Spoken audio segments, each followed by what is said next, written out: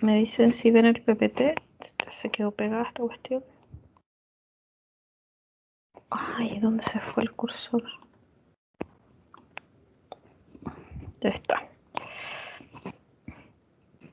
No le puse título a la clase 12. Bueno, la clase de hoy, como estamos viendo el tema del sistema de justicia juvenil y particularmente el tema de la ley 20.084, en la clase de hoy me interesa más bien mostrarle resultados, digamos, mostrarle estadísticas, datos de lo que ha sido la implementación de la ley, que es el sistema, digamos, que todavía está vigente, porque ya, digamos, las dos sesiones anteriores vimos como los antecedentes, tuvimos esta participación de la Defensoría, que estuvo bastante interesante conocer como el papel de la Defensoría y la especialización que ha desarrollado también la Defensoría en el tema de justicia juvenil. Y bueno, aquí algunos resultados y también la idea es complementarlo esto con lo que van a presentar sus compañeros. Entonces, bueno, vimos la semana pasada que en la historia, digamos, de la legislación nacional en materia de infancia vulnerada, teníamos periodos iniciales donde los niños, niñas y adolescentes eran reconocidos primero solo como una excepción dentro de un sistema jurídico orientado hacia los adultos, en un periodo, digamos, inicial. Después teníamos un periodo donde se comienzan a desarrollar leyes de menores, pero donde el enfoque de esas leyes estaba el niño, niña y adolescente estaba definido principalmente como un problema desde una lógica de control y protección tutelar de la infancia. Eso comienza a cambiar en Chile con la firma de la Convención Internacional de los Derechos del Niño en el año 1990, pero ahí se da una situación particular en nuestro país, que es que van a converger, digamos, la reafirmación, digamos, de esta convención internacional, pero se va a mantener, por ejemplo, en términos generales, el funcionamiento de la ley de menores, porque la ley de menores que está vigente, digamos, es del año 67, o sea, es previa a la convención. Entonces se va a considerar como un periodo de transición donde persisten estas dos miradas, digamos, el enfoque que está definido en la ley de menores y la convención de los derechos del niño. Eso va a persistir hasta hoy, podríamos decir, en cierta medida, aunque en el 2005, que es la última etapa que aparece aquí, con la elaboración de la ley de responsabilidad penal adolescente, se marca un quiebre, digamos, un hito en el sistema nacional, porque ahí lo que se hace es separar las vías, digamos, separar la modo en que el Estado responde a la infancia en condición vulnerada, digamos, de sus derechos, niños y adolescentes que están en situaciones vulneradas, versus los adolescentes que cometen infracciones a la ley y que por estar en el grupo, digamos, que es sujeto de la ley, pueden ser considerados responsables penalmente. Ya eso comienza a funcionar, entonces se aprueba la ley en el 2005, pero comienza a tener vigencia desde el 2007, como yo les contaba. Bueno, entonces yo les conté aquí un poco de la historia de la legislación que se promulga en el 2005 esta ley, que busca crear un nuevo sistema de justicia juvenil por primera vez en Chile, porque nunca había existido antes un sistema de justicia juvenil en nuestro país, y lo que se busca es que este sistema esté en consonancia con la Convención de los Derechos del Niño y otras normativas internacionales. Previo a esa legislación, yo le expliqué un poco, y también la defensora, que lo que ocurría era que los adolescentes, cuando estaban, sobre todo el grupo más grande, digamos, de 16 a 18 años, cuando cometían un delito, eran sometidos a una evaluación que se conocía como de discernimiento, y allí se evaluaba si correspondía que al niño se lo juzgara bajo la ley o el sistema jurídico de adultos, o que se fuera derivado a un programa de la red Sename como de tipo de protección, o otro tipo de programas que habían en ese momento en la línea correccional.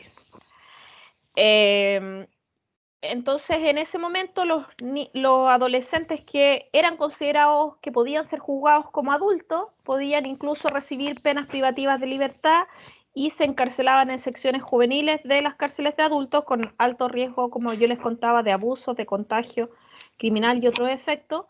Y en cambio, quienes no mostraban discernimiento de acuerdo a esta evaluación que se les hacía, eran orientados a centros de intervención de menores dentro de CENAME.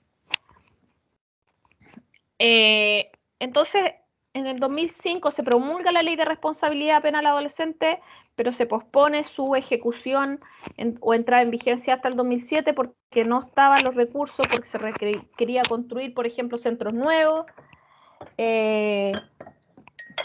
hacer modificaciones desde los recursos humanos, que se requería capacitar personal, especializar también, capacitar a defensores, a fiscales, a jueces, como les comentaba la defensora. La ley obliga a todo el sistema a especializarse, aun cuando el tipo de especialización que desarrollan las distintas unidades varía, y ahí varios de ustedes vieron en el Congreso de Criminología las mesas que hablaban sobre la especialización del sistema, y en general hay una visión o una evaluación bastante crítica hoy en día respecto a eso, porque si bien una de las instituciones clave en este tema, como es la Defensoría, ha avanzado bastante en lo que es la especialización, o sea, hay defensores que están exclusivamente destinados a trabajar con la LRPA y con los adolescentes infractores. En el caso de los fiscales y de los jueces eso no ocurre. Ya los jueces y los fiscales reciben algún tipo de capacitaciones, cursos, pero su dedicación rutinaria, digamos, está siempre enfocada en los adultos, y dentro de su actividad pueden llegar a atender, digamos, casos de adolescentes infractores sin estar enfocados particularmente en ellos, lo que genera claramente una debilidad en la implementación de la ley, que requiere de una especialización que vaya más allá de hacer un curso, ¿ya? O una capacitación, sino más bien que demanda de un sistema completo que esté orientado hacia las necesidades de los adolescentes. Bueno, la ley, además de eso, además de generar este sistema especializado, entonces dice que los jóvenes entre 14 años y más hasta los 17 años 11 meses pueden ser formalizados por un delito, entonces responsabilizados penalmente. En cambio, los menores de 14 años deben ser tratados por servicios de protección o programas de prevención del delito, ¿ya? Y ahí surgen diversos programas para atender al grupo que es menor de 14 años. La ley, entonces, como ya les dije, responde a la convención y a las recomendaciones y promueve esta separación de las vías. Y además es relevante que no solo define aspectos normativos, sino que también aspectos procesales y de ejecución, o sea, cómo va a funcionar todo el procesamiento de los casos en sus distintas etapas, y cómo se va a ejecutar las penas o las sanciones a partir de una definición de una gama de sanciones diversas. Y en ese sentido, como también les contaba la defensora, que me pareció un dato bastante relevante, el hecho de que el defensor penal público no solo apoya al joven, al adolescente en el proceso en que se define, digamos, su culpabilidad, su responsabilidad en el delito, sino que también puede tener un rol durante la ejecución de la sanción, o sea, durante el periodo que el joven está cumpliendo su sanción en alguno de los programas. También puede acudir a los defensores públicos para solicitar, por ejemplo, reducción de las sanciones por situaciones de vulneración, etc. ¿Ya? Entonces ahí hay un apoyo, digamos, que está disponible desde la Defensoría. ¿Cuáles son los principales objetivos de la Ley de Responsabilidad? Que los vimos entonces, bueno, regular la responsabilidad penal, eso ya es lo más relevante que ya les mencioné, definir el procedimiento judicial aplicable, entonces, determinar las posibles medidas y sanciones, que es el ámbito procesal, y establecer la forma y mecanismos de ejecución. Entonces aquí los pilares claves en teoría, digamos, los pilares claves de la ley de responsabilidad es la responsabilización, o sea, que los jóvenes reconozcan el delito cometido y se hagan responsables de eso. Y otro pilar clave es la reinserción social, que diríamos que es en el ámbito donde han estado las principales críticas y debilidades del sistema.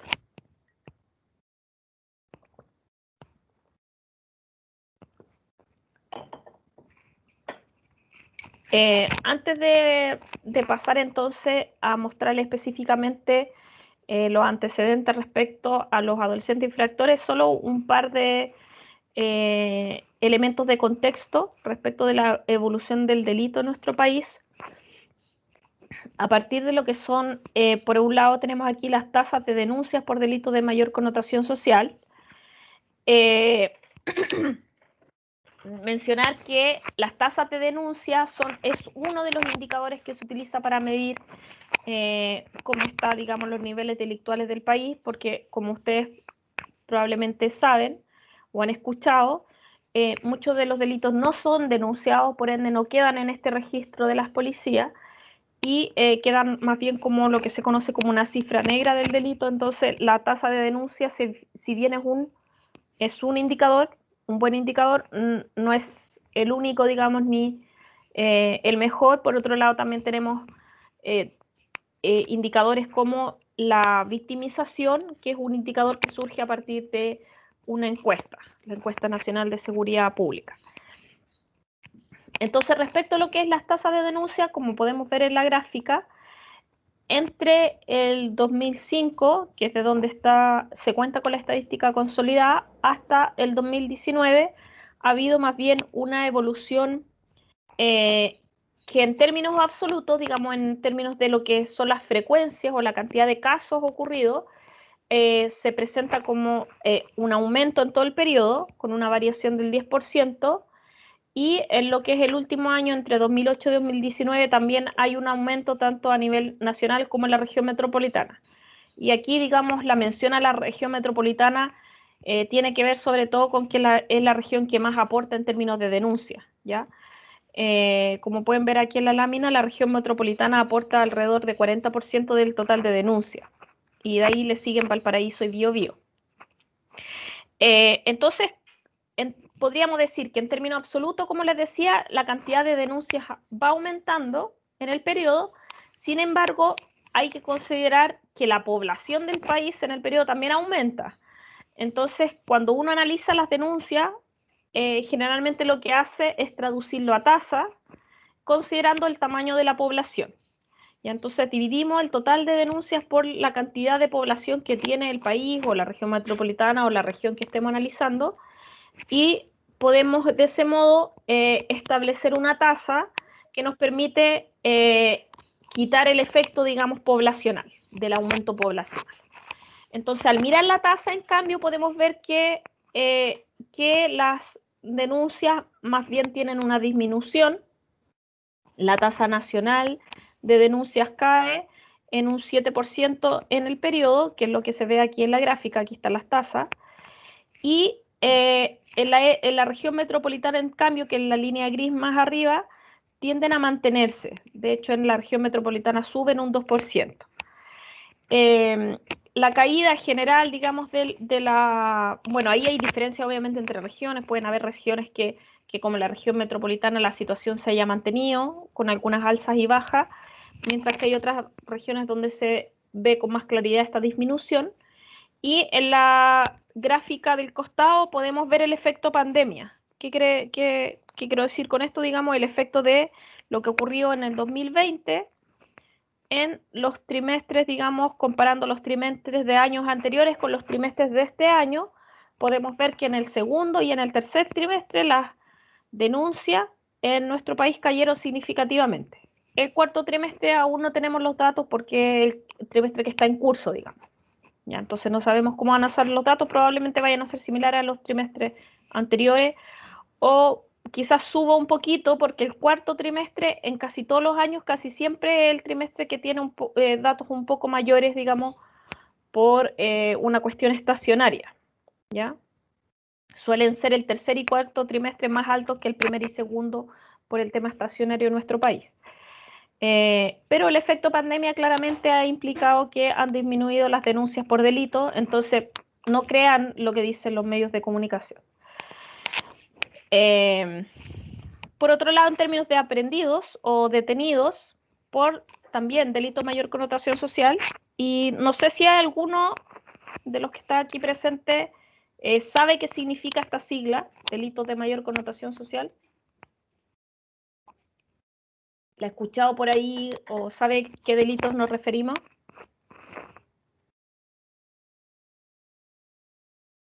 Pueden decir no si no lo saben. Y si están ahí despiertos, pueden decir sí o pueden decir no. ¿Alguno sabe qué delito o se imagina? Pueden hipotetizar y decirme, no, se incluye tal delito. ¿Qué delitos creen ustedes que consideramos aquí los de mayor connotación social? ¿Profe? ¿Sí? Pueden ser como, no sé, no tengo clara la sigla, pero se me viene a la mente como delitos como más, digamos, de ámbito público, o sea, como que se hagan más conocidos, no sé, algo así. Ya, claro, la definición dice eso, connotación social, ¿cierto? Claro, los delitos de connotación social es una denominación que definió la subsecretaría, bueno, el Ministerio del Interior, ya digamos como en el año 2005, y esa denominación agrupa delitos que tienen alto impacto social, ya tal como dice el concepto, y que son en general los delitos que tienen mayor volumen de ocurrencia, digamos, y son delitos que en su mayoría ocurren en los espacios públicos, bueno, algunos también ocurren en los domicilios, pero que tienen esta característica, digamos, de ser delitos con alto impacto, de alta frecuencia, que son, digamos, como les digo, relevantes para la población, para la comunidad. Entonces, en estos delitos se cuentan hurto, robos con fuerza, ¿ya? O también podríamos decir sin violencia, digamos que ahí tenemos desde los robos a la propiedad con o sin morador, robos de vehículos, robos desde vehículos y otros robos a la propiedad. Se consideran lesiones en toda su gama, digamos, desde lesiones menos graves hasta lesiones graves. Se incluye, ¿qué me falta? Homicidios, robo por sorpresa, robo con violencia e intimidación y violaciones. Todos esos delitos se incluyen en los delitos de mayor connotación social, ¿ya? Entonces hay otros delitos que, por ejemplo, los delitos asociados a la ley de drogas, que el Ministerio del Interior también lo sistematiza, pero no se incluyen aquí, sino que se incluyen en otra categoría. Otros delitos como, no sé, violencia intrafamiliar, por ejemplo, también se sistematiza en la estadística, pero no se incluye en este grupo, ¿ya? Solo como para hacer la aclaración. Entonces, estos son los delitos que se hace como un seguimiento, digamos, más detenido en estas estadísticas.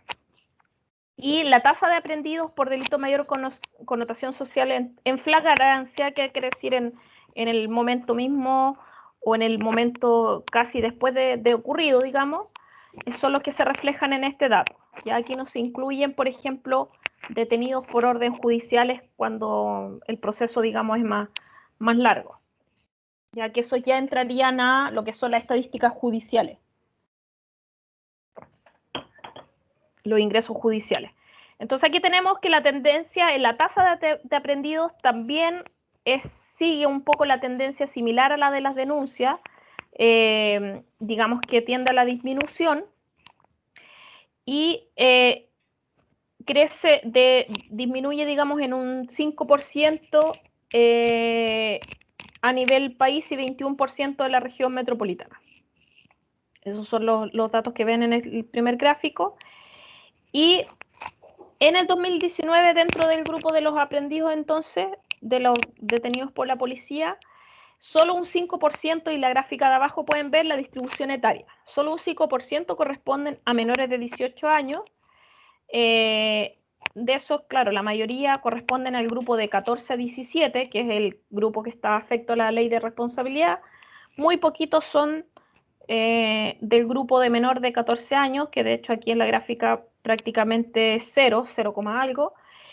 Y esta cifra es similar, o esta proporción es similar a años anteriores. Ya no es que esté significativamente bajo en el último periodo, sino que ha tendido a ser baja esa proporción en general desde la ley. Y los grupos que tienen entonces más representación en los detenidos son el grupo de 18 a 29 años, que es 39%, después tenemos de 30 a 44 años, que tiene 36%. No tengo reloj aquí. Bueno, ahí me dicen la hora después, les voy a preguntar en algún momento. Después entonces tenemos que la frecuencia de detenidos por grupo etario, también por donde podemos ver la tendencia de esa distribución que les mostraba recién. Y aquí, bueno, coloqué solo los grupos etarios más importantes, entonces tenemos que el grupo de 18 a 29 años, que es el que yo les mostraba, el que tiene más cantidad o volumen de delitos, digamos, también mantiene esta tendencia a la baja. Luego viene el de 30 a 44 y después en azulito celeste tenemos el de 14 a 17 años, que como ven, tiene una cantidad de casos menor, mucho menor a los otros grupos etarios, pero además marca una tendencia de bastante reducción significativa. De hecho, ha decrecido en términos de variaciones porcentuales, ha decrecido en un 45% en todo el periodo, lo que es bastante significativo si se considera que la variación del total de los detenidos es de un 7%, o sea, de menos 7 porque es un decrecimiento, y otros grupos como por ejemplo el más importante aquí, que es del 18 a 29 años, también decrece, pero decrece en un 17%. Entonces eso puede dar un indicio más claro de que la participación de los jóvenes, digamos, de los adolescentes en los delitos en términos de detenciones ha disminuido, ya ha disminuido bastante. ¿Ya? Y yo creo que es importante conocer este antecedente, porque esto demuestra que lo que se dice muchas veces no tiene mucho asidero en los datos. Aquí en la gráfica del lado está la misma información, pero en términos de tasas, quitando el efecto poblacional, como les explicaba, y va del 2007 al 2019. Las tasas, aquí también se observa esta baja en la tasa de detención en los jóvenes. Aquí agrupé jóvenes y adultos para hacerlo más fácil, más simplificar el dato. ¿Ya? Entonces, tanto los jóvenes como los adultos baja la tasa, pero la disminución es mayor en los jóvenes, en términos de detenciones. Solo para recordar entonces los tipos de sanciones que regula, digamos, la ley de responsabilidad penal adolescente, tenemos principalmente dos grupos, las no privativas y las privativas, ¿cierto? Dentro de las no privativas tenemos programas que se conocen como libertad asistida especial, libertad asistida, reparación del daño, servicios comunitarios, multa y amonestación. Y a las privativas tenemos internación en régimen cerrado, que puede ser, y internación en régimen semicerrado, que en el caso del primero hay una medida que cuando todavía no está la sanción, que se llama internación en régimen cerrado como medida provisoria o medida cautelar. Esa también, digamos que es distinta, o sea, los jóvenes que están en medidas cautelares privados de libertad no están necesariamente en los mismos centros que los que están ya sancionados o condenados. Y tenemos medidas o sanciones accesorias, que son, por ejemplo, la prohibición de conducir un vehículo motorizado, obviamente relacionado con delitos que tienen que ver con eso, y una sanción accesoria que es el programa, asistir a un programa de tratamiento de drogas, que eso sobre todo se recomienda cuando la situación del delito, en el hecho del delito se comprueba que hay una vinculación con el consumo de sustancia, consumo problemático, y hay un diagnóstico preliminar de consumo problemático de sustancia en los jóvenes. Entonces aquí separando, y esto se lo robé, digamos, a la presentación de la defensora, como para aclarar, digamos, la diferencia respecto del tipo de delito, o sea, la relación entre la sanción y el delito. Cuando se trata de delitos, las penas pueden ir desde internación en régimen cerrado, con programa de reinserción social, que es como la sanción más alta, digamos, hacia la más baja, que es reparación del daño. Las más bajas son prestación de servicio de beneficio de la comunidad y reparación del daño. En cambio, cuando se cometen faltas, que solo algunas faltas, solo algunas son sancionadas para los jóvenes, la mayoría no son sancionadas, y cuando entonces se cometen faltas, las posibles sanciones son desde prestación de servicio de beneficio a la comunidad, reparación del daño, multa y amonestación. Y bueno, las sanciones accesorias que ya se las señalé. Entonces, esas posibles, digamos, sanciones, se las voy a mostrar cómo se plasman en términos de lo que es la estadística, los datos. Entonces tenemos que, primero aquí tenemos antes de la sanción. ¿Qué ocurre antes de la sanción? Tenemos que 42% de los casos que ingresan por la Ley de Responsabilidad Penal a adolescentes reciben una sentencia definitiva condenatoria. Son condenados.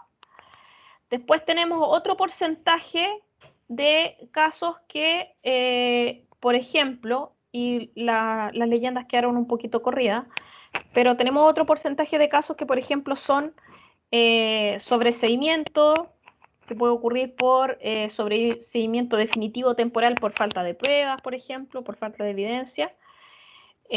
Sentencia definitiva absolutoria, que es un 4%, que eso significa que el joven no tiene culpa, salió inocente, entonces se absuelve del caso. Hay otro porcentaje aquí arriba, por ejemplo, 5%, que es acuerdo reparatorio, que es una salida no judicial, que en el fondo se llega a un acuerdo con el joven respecto a la reparación, que puede ser generalmente asociada a una cuestión monetaria, ya que se le dice, mira, tienes que pagar tanto, una multa de tanto como para reparar, y ahí generalmente el acuerdo reparatorio tiene que funcionar entre las partes, es decir, entre la víctima y el victimario. Lamentablemente ese tipo de salidas que son alternativas al proceso judicial o previa al proceso judicial se utilizan poco, y es porque principalmente están definidas dentro de los mismos como criterios que se definen los acuerdos reparatorios de adultos, que están asociados como les digo, a acuerdos monetarios. Y para los jóvenes, como ustedes se imaginarán, adolescentes infractores, que les den como una opción pagar una multa, algo monetario, es súper poco probable que lo puedan hacer, porque no tienen los recursos, digamos, para hacerlo. Entonces, ese tipo de cuestiones son las que se están discutiendo en la nueva legislación, y al parecer, al menos lo que está en el proyecto actual, las sanciones que son de multa, que están por aquí, como pueden ver, penas que dice multa, y los acuerdos reparatorios también asociados a dinero se van a terminar. Ya no va a haber sanciones de multa, y los acuerdos reparatorios se van a modificar, y que van a ir asociados un poco a esta estrategia más bien de probablemente de estos temas de, como les decía, de mediación, de justicia restaurativa, porque el acuerdo reparatorio es como un pequeño acercamiento, digamos, a lo que podría ser una justicia alternativa, pero en la práctica no funciona mucho, no se utiliza mucho. Otra salida importante, y esto me parece relevante mencionarlo, es la suspensión condicional del procedimiento, que es un 29%. En los jóvenes, en los casos de los adolescentes infractores, se puede recurrir, el defensor puede pedir suspensión de condicional. ¿Qué es lo que significa eso? Significa que el proceso judicial se suspende, tal como dice ahí, no se hace todo el juicio, digamos, y la condición bajo la cual se suspende el procedimiento es en general asociado a un tratamiento de drogas. ¿Ya? La suspensión condicional del procedimiento en realidad puede ser asociada a distintos tipos de condiciones, digamos. puede ser una condición el que el niño vuelva a la escuela, por ejemplo, pero la que más se suele utilizar es la del programa de tratamiento de drogas. Ya porque para los defensores suele ser una buena salida, digamos, el que no tenga que ir el joven a juicio, someterse a todo ese proceso de investigación que a veces es un poco largo, a juicio, y suelen aceptar, digamos, por ejemplo, la posibilidad de que se les recomiende un programa de tratamiento de drogas como salida. ¿Ya? Entonces, y eso implica una salida previa, digamos, prejudicial. Entonces, por eso es, digamos, es relevante ese tipo de suspensión. Ya, bueno, ahí está la tendencia de cómo evoluciona la salida. La celeste, la de arriba, son las salidas judiciales, la azul, y la roja, que va un poquito más abajo, es la no judicial. Entonces, como pueden ver, igual es relevante este tema de contrastar los tipos de términos judiciales y no judiciales, porque eso demuestra que en nuestro país hemos avanzado poco en lo que es generar un sistema de justicia juvenil donde las salidas alternativas, los sistemas alternativos y prejudiciales tengan más relevancia, ¿ya? Que ocurre en otros países. Por ejemplo, yo le he contado en otras sesiones las experiencias de países donde la justicia restaurativa tiene más alcance y donde se ha avanzado en programas de mediación o estos mismos acuerdos reparatorios y otras salidas que permite, por una parte, que el joven acceda a alternativas, digamos, no judiciales, y por otro lado también, digámoslo, abarata a lo que es la carga judicial, digamos, los costos que implica, digamos, todo el proceso judicial. ¿Dudas? ¿Consultas? Hasta aquí. ¿Ustedes conocían algo de estos tipos de salida, digamos, y las formas de término alternativos como la suspensión del procedimiento? Bueno, lo que me faltó señalar es que la suspensión del procedimiento se recomienda sobre todo para los casos que no tienen antecedentes penales, que son jóvenes, digamos, que donde hay evidencia de que tienen posibilidades de mantener el contacto con sus redes, que tienen, por ejemplo, vínculo todavía con la escuela, con su familia. Entonces, es mucho en esos casos, obviamente es mucho mejor evitar la sobreintervención en programas que sancionan programas judiciales que en este caso lo que podría implicar una suspensión a través de programas alternativos, como les digo, como el tratamiento de drogas u otro tipo de programas. Entonces se evita la sobreintervención en esos casos. Respecto de la aplicación de las medidas y sanciones, entonces primero tenemos aquí a la izquierda lo que es las medidas cautelares, que eso, como les decía, es el paso previo, digamos, cuando está el procedimiento o la investigación judicial, cuando el joven se formaliza bajo la ley de responsabilidad, se define, el tribunal define si se aplica una medida cautelar o no. Las medidas cautelares generalmente son solicitadas por la fiscalía y la mayoría de los casos, el 62%, se va a aplicar una medida cautelar ambulatoria.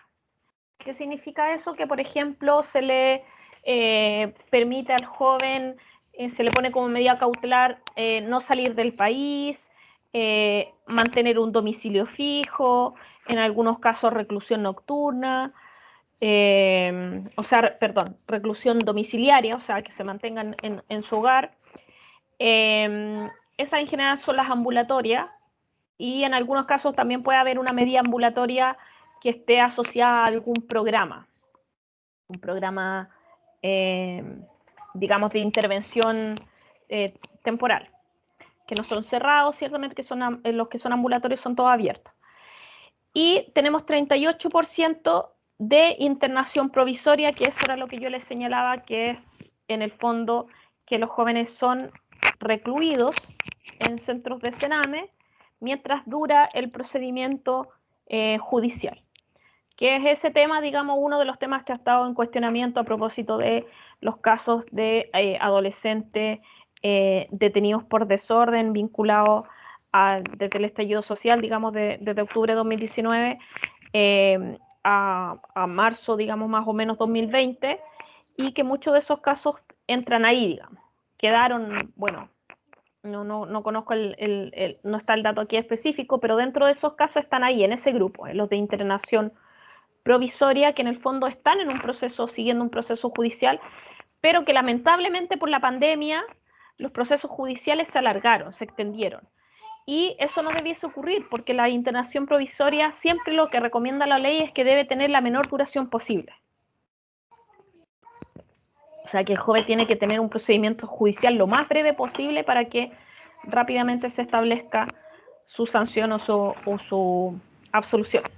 Profesora, ¿y quién regula eso? ¿O cómo se podría mejorar eso en el contexto? Porque como dice usted, deberían estar el menor tiempo posible en esta internación que al final no se da. Entonces, ¿cómo? Mira, O sea, en términos... básicamente, ¿o qué se puede? Sí. Mira, en términos generales, digamos que siendo bien coherente con los datos, en términos generales la internación provisoria dura poco, máximo 6 meses. Ya si la investigación es muy compleja, puede extenderse un poco más. En general, en promedio, las internaciones provisorias duran poco. El problema fue, o ha sido, digamos, que nos cruzamos con la pandemia. Y la pandemia ha implicado muchas restricciones.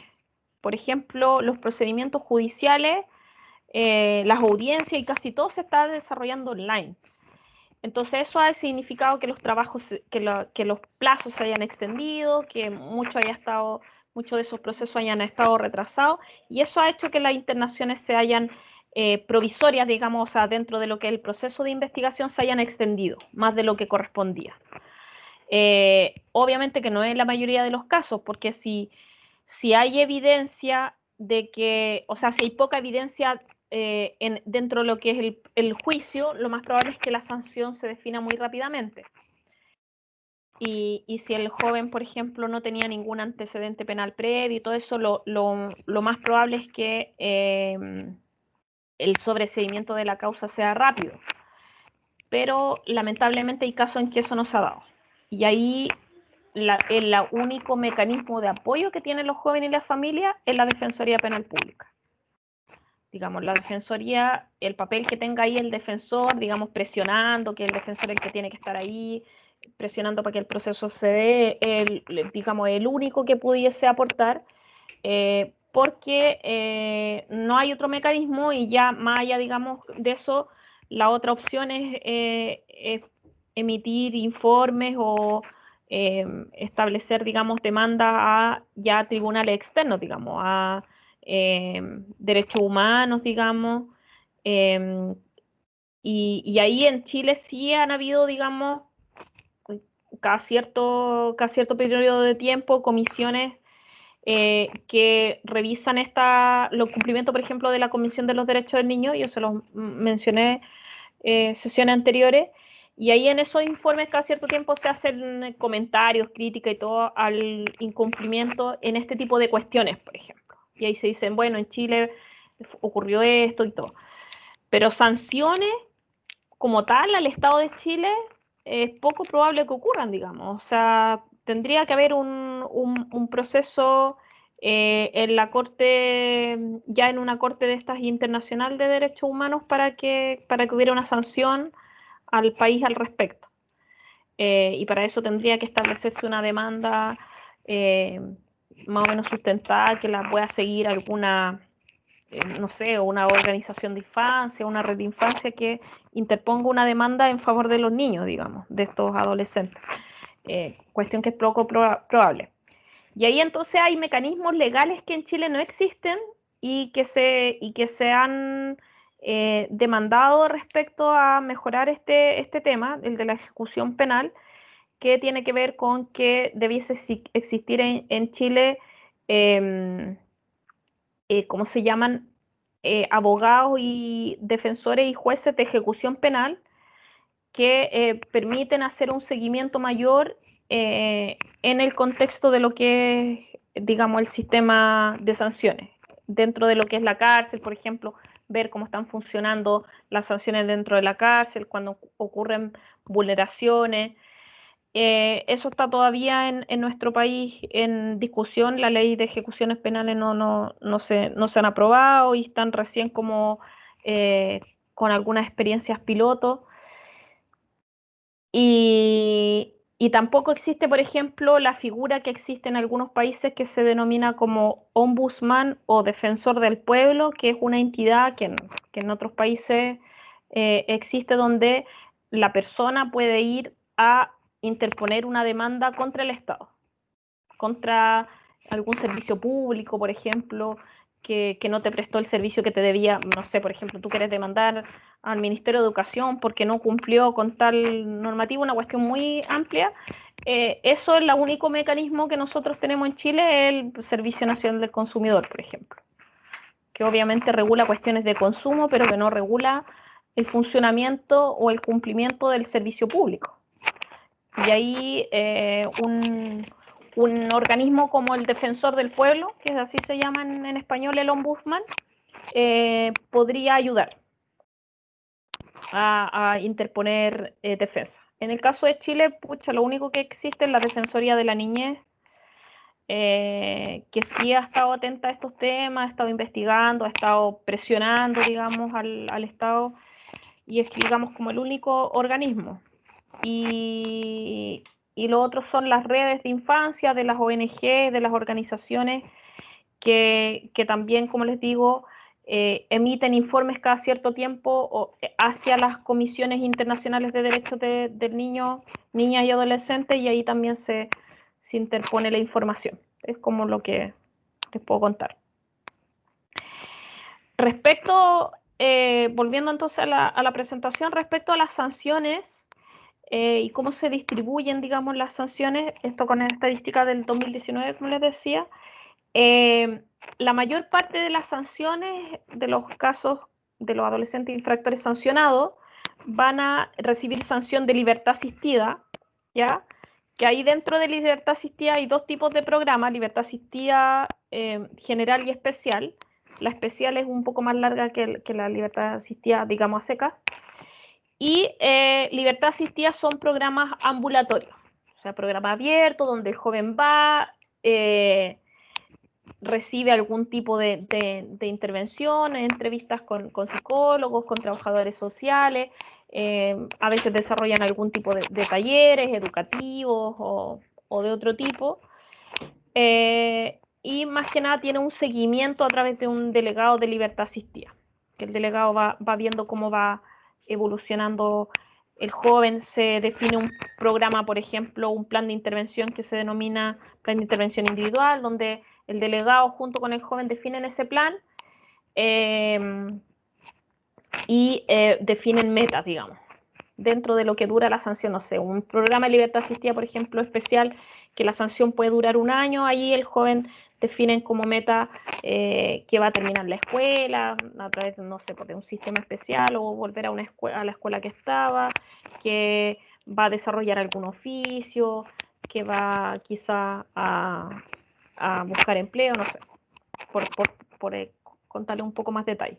En el caso del beneficio a la comunidad, que un 19% de esos programas consisten en que, bueno, el juez lo deriva a este servicio de beneficio a la comunidad, y ahí son proyectos a los que se les deriva a los jóvenes, donde tienen que realizar alguna tarea relacionada con la comunidad, que puede ser desde, no sé, pues desde arreglar un establecimiento público, no sé, escuelas, pintar calles, no sé.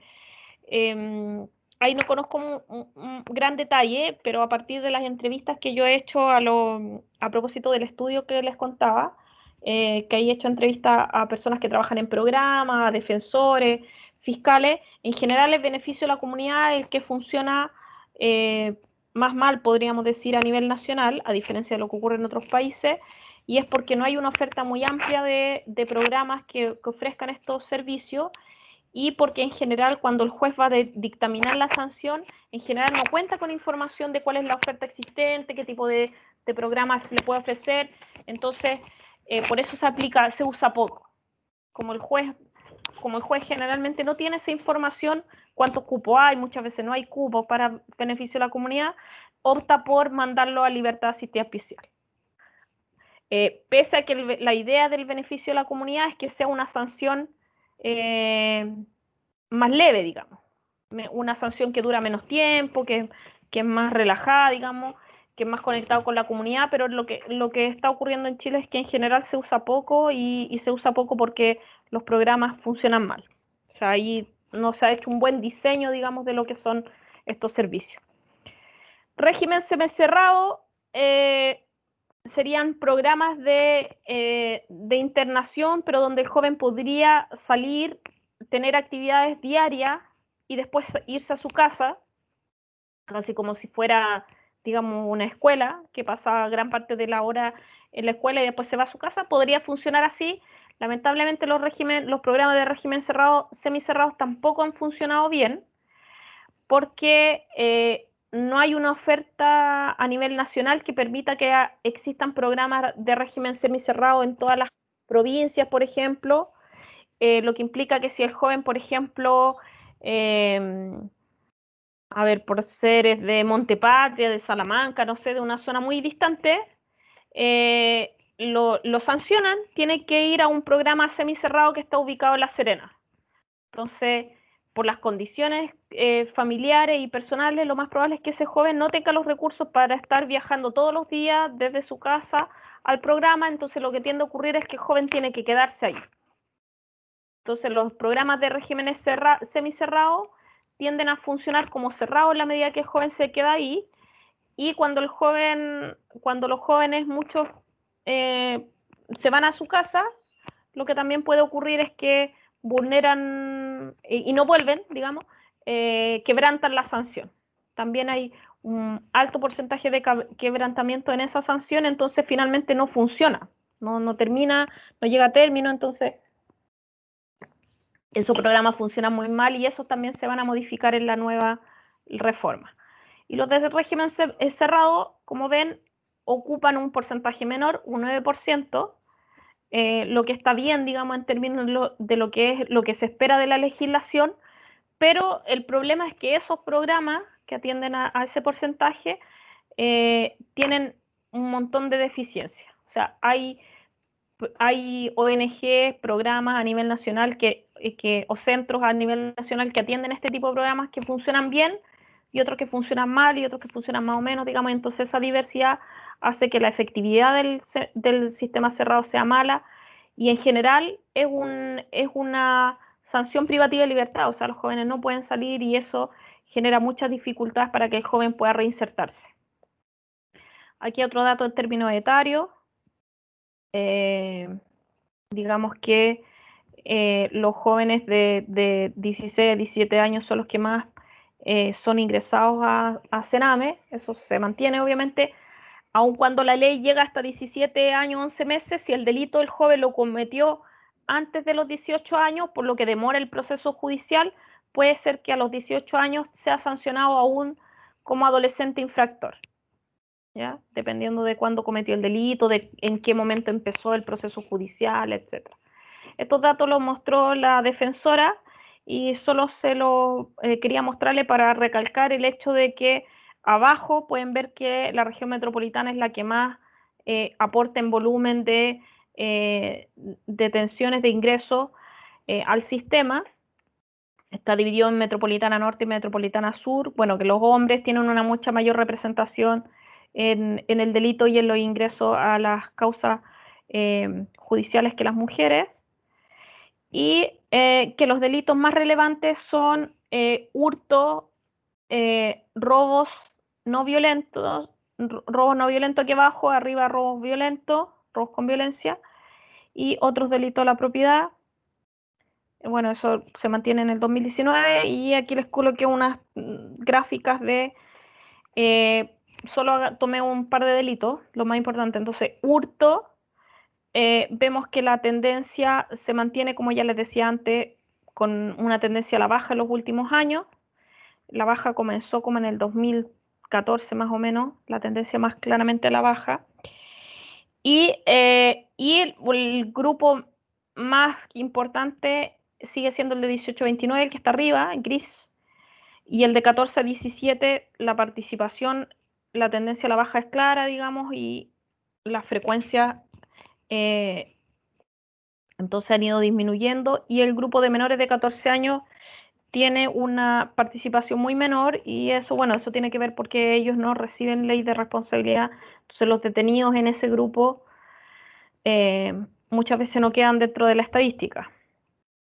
Robo con violencia, en general la participación de los jóvenes en delitos violentos, como pueden ver, la tendencia es similar al grupo de 18 a 29, y también va a la baja, no tan marcada la baja como en el hurto, pero en robo con violencia igual no ha habido aumentos significativos en los detenidos en ese delito. En homicidios, por ejemplo, la participación de adolescentes es bastante menor, aun cuando se diga en los últimos meses se haya dicho que ha habido un aumento, efectivamente ha habido aumento de los homicidios, sobre todo de los homicidios con armas, pero la participación de los adolescentes sigue siendo baja, ¿ya?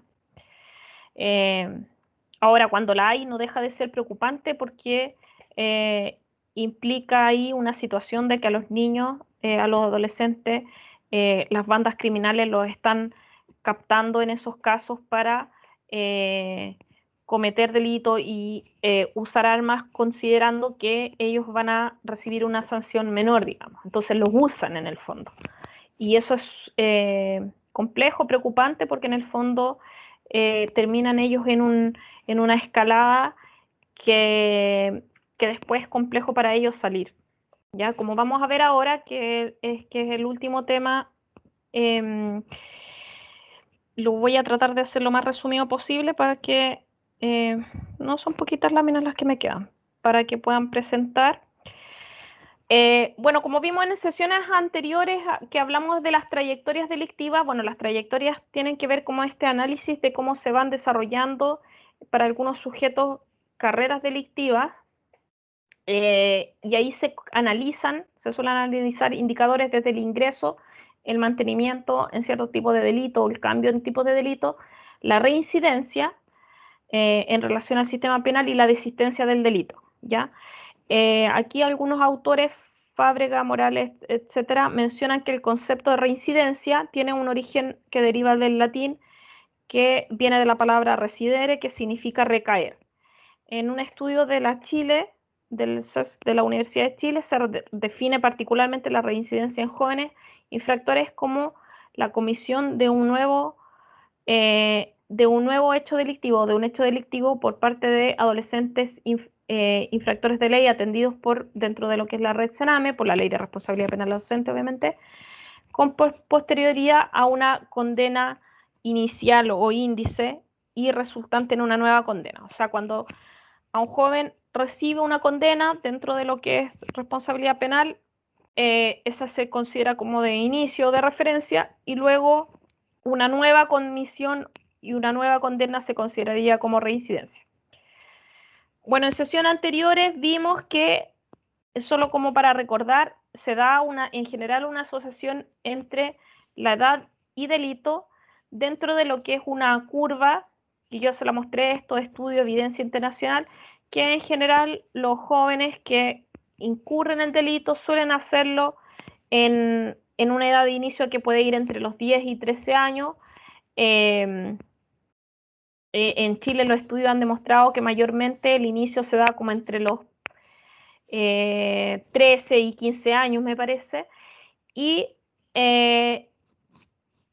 se va acentuando, o sea, la cantidad de delitos en los que se van involucrando los adolescentes se va acentuando en el periodo de la adolescencia, entre los 16 y 19 años, y luego va a comenzar entonces muchos de los jóvenes que se involucran en el delito probablemente van a desistir de esa carrera delictual. Ahora esa tendencia puede variar, digamos, dependiendo de los grupos de jóvenes, dependiendo entre países, la curva, digamos, no se da igual en todos los casos, como también vimos ahí en diversos estudios, pero lo importante es saber que como antecedentes en general se señala que los jóvenes que comienzan antes, en una edad menor, tienden a ser los más persistentes en el delito, los que más se mantienen. Sin embargo, siempre que las intervenciones se realizan en un periodo temprano, digamos, en la adolescencia pueden tener mucho mayor efectividad que cuando se realizan en la adultez, cuando el joven ya está acentuado en su carrera delictual. Ahí la continuidad o el tipo de delito va variando y se dice que los primeros delitos suelen estar asociados a hurtos en tiendas, vandalismo, y que luego el tipo de delito puede ir agravándose con la edad. Entonces ahora solo les voy a mostrar algunos datos de Chile respecto de lo que es la reincidencia en los adolescentes infractores. Y como les decía antes, lo que ha sido la implementación de la ley de responsabilidad penal de menores, una de las principales críticas tiene que ver con esto, con la alta tasa de reincidencia de los adolescentes, lo que da cuenta de una baja efectividad del sistema. Entonces aquí datos de reincidencia de jóvenes a los que se les hizo un seguimiento estadístico entre los años 2009 y 2013. Se midió la reincidencia a los 12 meses del egreso de una sanción de una condena y luego a los 24 meses de ese egreso y a los 12 meses la línea de abajo, la de los 12 meses, a los 12 meses la reincidencia tiende a ir entre 41%, 37%, 36%, 39, 38. Más o menos en promedio está entre 39 y 40%. Según lo que dicen diversos estudios, digamos, no solo este dato. Este dato es de Sename del 2015. Mientras que a los 24 meses después de que egresó de una condena, la reincidencia suele aumentar. Están mirando el PPT, ¿cierto? Porque en un momento me salí, ahora me salí. Profe, creo que no se ve. Espérame, que ahora me salí, pero no sé si lo estaban mirando, sí, por eso pinché y me salí, pues no.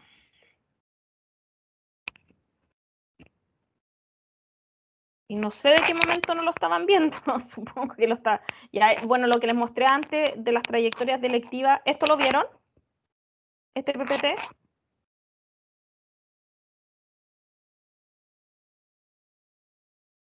Ya, eso les mostré, los de la Defensoría. Bueno, el PPT en todo caso yo lo subo ahí. Si es que alguna lámina no la vieron, la pueden mirar ahí después. Yo les mostraba antes esto de los detenidos por la tendencia de detenidos por hurto, por robo con violencia. Y bueno, esto es lo que estamos viendo para recordar. Entonces aquí, respecto de la reincidencia, lo que estábamos, les comentaba que entonces a los 24 meses la tasa de reincidencia suele aumentar y ahí fluctúa entre los 55, 51, aquí 50, 54% más o menos. En promedio está ahí, como entre el 53 y 54%.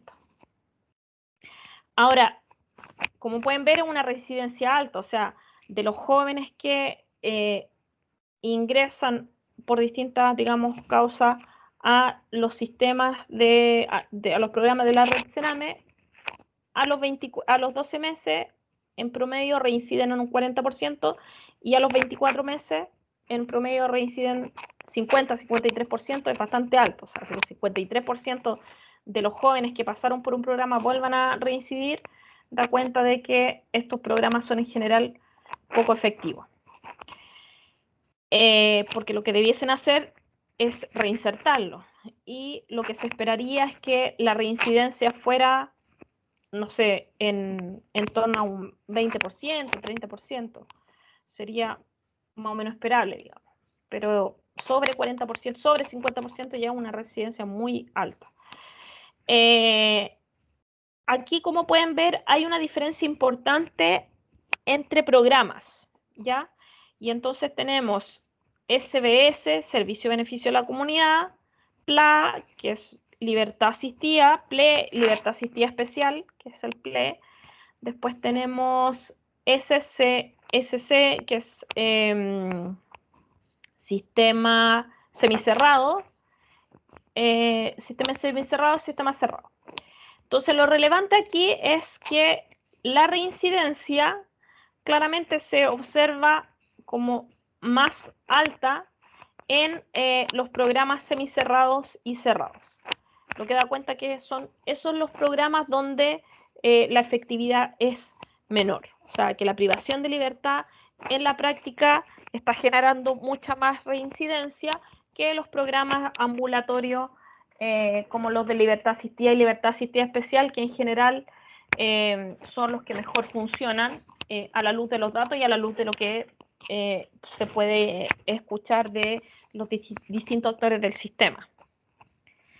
Y eso tiene que ver con el efecto que tiene, bueno, en alguna medida tiene que ver con el efecto que tiene la prisionización, digamos, que los jóvenes ingresen a un programa, a un centro, perdón, que a una sanción, derivados de una sanción de privación de libertad, ya va a implicar importantes consecuencias, por ejemplo, para la conexión con sus redes, como les decía antes, con sus familias, con la escuela, las posibilidades, se van a limitar las posibilidades posteriores, por ejemplo, de conseguir empleo, de cambiar su modo de vida en general.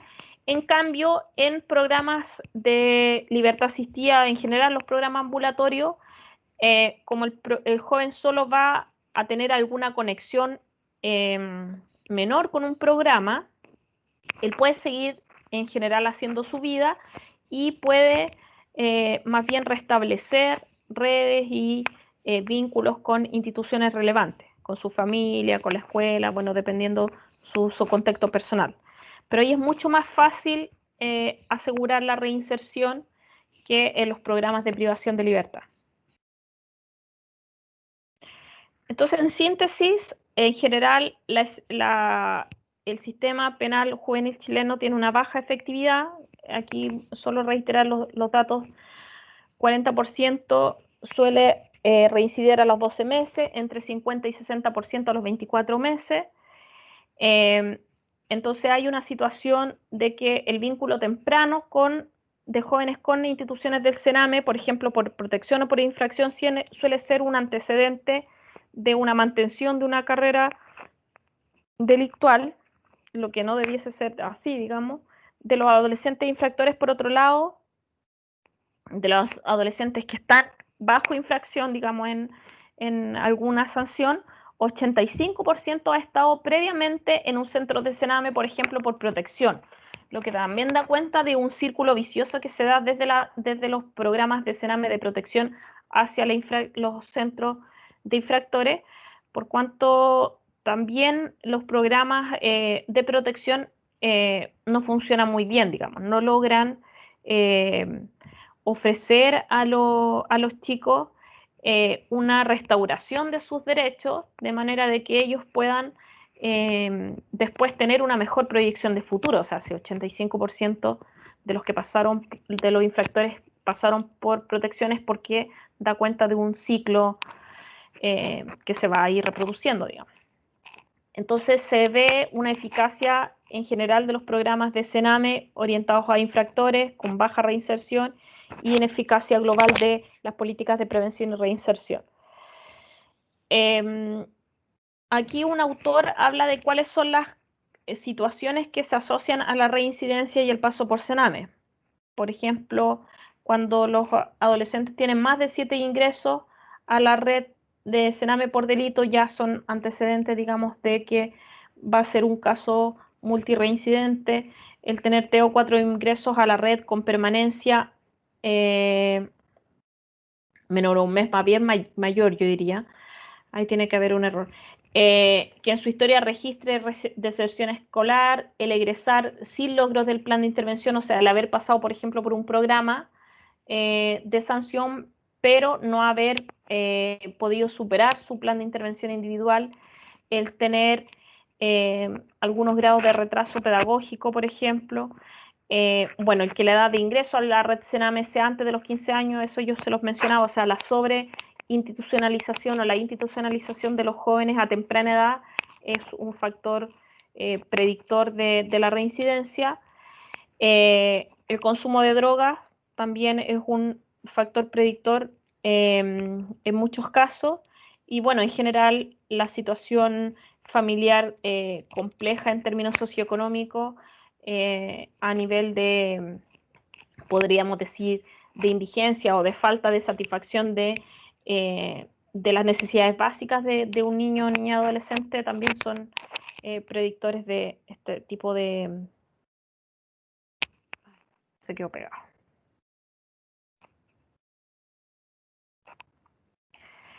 Entonces, generar la evidencia demuestra internacional que hay una relación entre edad y delito y este antecedente que es de un estudio que hizo una alumna egresada, bueno, durante su estudio de práctica profesional hizo un estudio con datos del Ministerio Público de aquí de la región de Coquimbo. Ella demostró que la población condenada adulta en general tenía había una importante predicción, digamos, respecto de si la edad del primer delito había sido a una edad más temprana. Entonces, a la medida que el primer delito, que es la variable que está aquí abajo, era a una edad más temprana, era más probable que esa persona fuera reincidente. ¿Ya? Y tiene que ver con todo esto que les señalaba, que a la medida que la institucionalización de los jóvenes en medidas, en el sistema, digamos, judicial con sanciones a más temprana edad, es más probable que su situación se vaya complejizando, sobre todo en el contexto de la baja efectividad que ha demostrado el sistema de justicia bajo la red Sename. Entonces ahora les voy a dar la palabra a los chicos que van a presentar. Lamento haberme alargado y les voy a dejar en la lámina los desafíos que los podemos volver a conversar ya a modo de conclusión la próxima semana. Entonces, Profe, disculpe. ¿Sí? ¿Le puedo pedir un favor? Es que yo estoy del celular y del computador, no me deja entrar a mi cuenta de Teams, entonces si me podría compartir usted el PowerPoint Sí, que se lo mandé por ¿me lo correo. mandaste? Ya. Sí, se lo mandé. Gracias. Ningún problema. Entonces yo lo abro. ¿Y quién es el otro que va? El Jaime. ¿Y Francisco tiene alguna dificultad? Si quiere partir Francisco. Yo puedo partir, profe. Mientras se abre el PPT. ¿Está Francisco ahí? Ahí estoy bajándolo. ¿No está Francisco ahí? Ya lo descargué en todo caso. A ver. Acá estoy. ¿Quieres partir tú?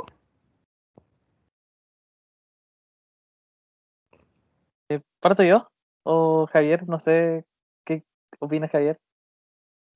Yo parto. Ya. Ya, bueno, esperen, denme un segundo entonces. Quité mi PPT, ¿cierto? Tengo que abrir el otro. Aquí está. Ya, estoy abriendo el otro PPT. Debería haber cerrado el tiro el mío. Ya, ahí está. Ya, entonces...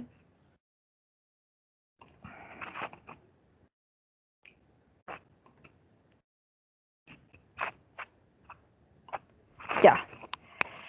Dale, Javier. Voy a empezar.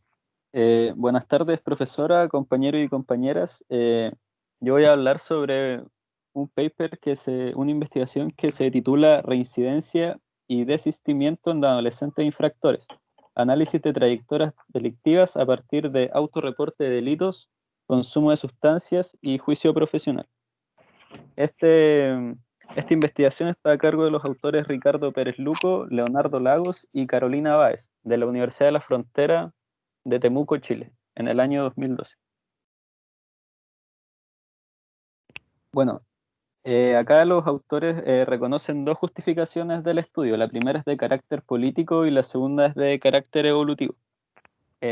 Por una parte, el carácter político refiere a que un gran número de países occidentales en las últimas 2 décadas han legislado a favor de una justicia especializada para los menores de edad. Esto se inspira en los derechos de la infancia y en la necesidad de los estados de interrumpir tempranamente las carreras delictivas, brindando mayor seguridad social. Por otra parte, el carácter evolutivo atiende a la peculiaridad evolutiva de esta etapa en que aumentan sustantivamente los comportamientos de riesgo. A la vez, existe una gran plasticidad cognitiva, afectiva y social, la cual explican que permite el ensayo de múltiples alternativas de comportamiento, siendo más posible que en ningún otro momento de la vida experimentar cambios radicales en el estilo de vida desarrollado. Tiene que ver más que nada con las experiencias que van viviendo los jóvenes. Siguiente.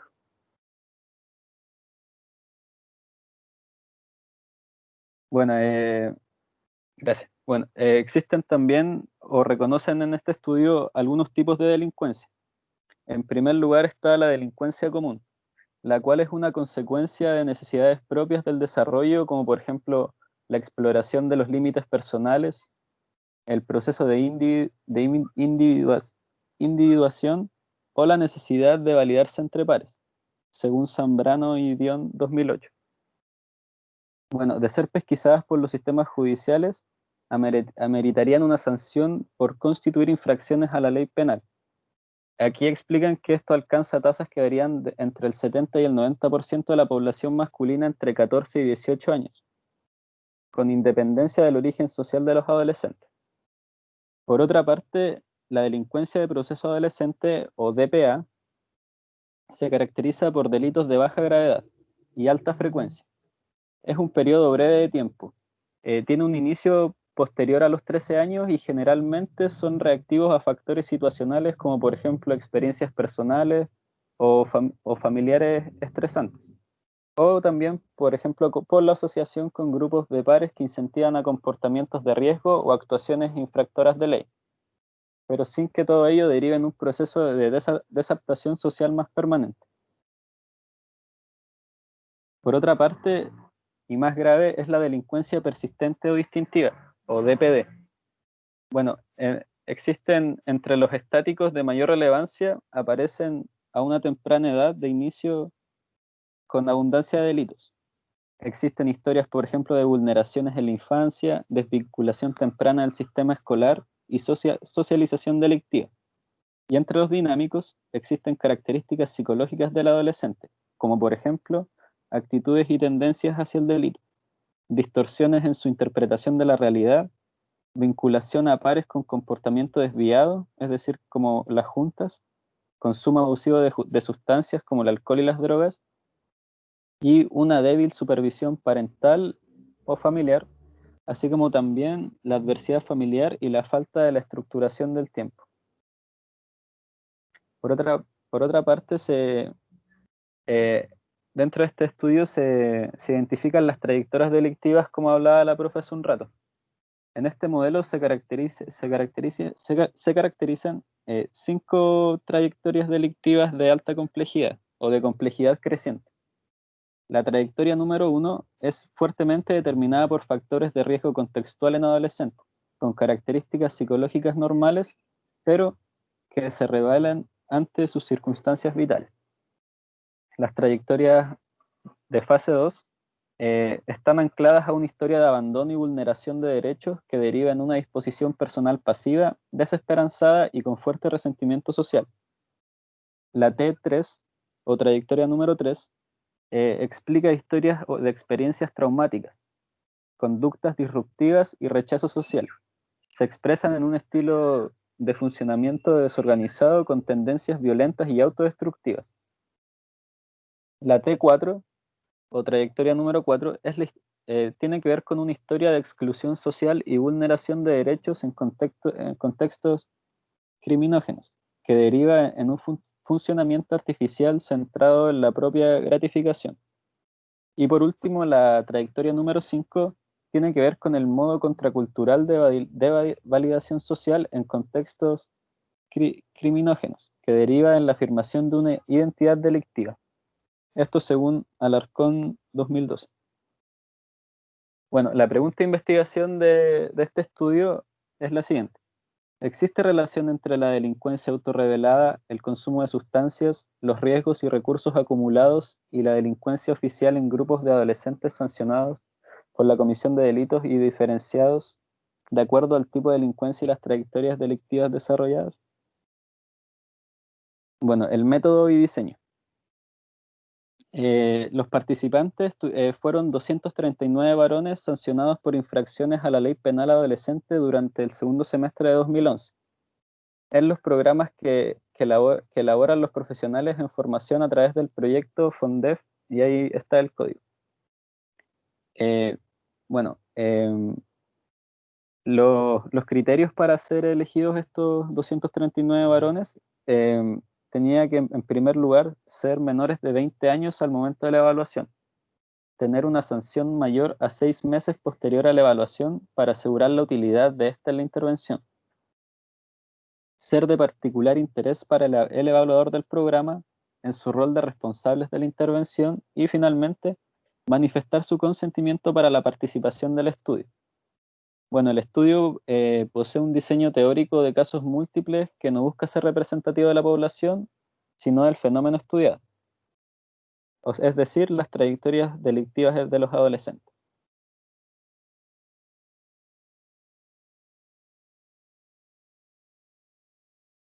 Bueno, se ocuparon 4 instrumentos en este estudio y el primero de ellos fue la escala de delincuencia autorrevelada o EDA.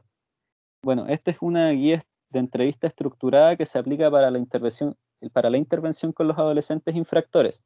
Esta permite indagar en la profundidad en las formas de actuación delictiva de los jóvenes. Contiene 63 ítems de consulta sobre diferentes tipos de delitos organizados en 3 secciones.